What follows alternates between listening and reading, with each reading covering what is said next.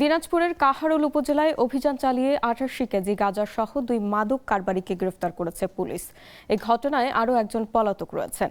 জেলা পুলিশ জানায়, গতকাল ভোর 4:30টার দিকে কাহারোল থানাধীন ৫ নম্বর সুন্দরপুর ইউনিয়নের ১১ মাইল ইটুয়া গ্রামের কান্তা ইক্ষু ফার্ম সংলগ্ন ১০ মাইল ঠাকুরগাঁও মহাসড়কে অভিযান পরিচালনা করা হয়। অভিযানের সময় সন্দেহভাজনদের তল্লাশি করে তাদের হেফাজত থেকে ৮৮ কেজি অবৈধ গাঁজা উদ্ধার করা হয়। গ্রেফতারকৃতরা হলেন বন্দর উপজেলার রানীপুর নিয়ামত শাহপুর এলাকার মৃত আব্দুর রশিদের ছেলে মোহাম্মদ শফিকুল ইসলাম এবং কাহারোল উপজেলার গড়নুরপুর এলাকার মনোজ চন্দ্র রায়ের ছেলে শ্রী রঞ্জন চন্দ্র রায়।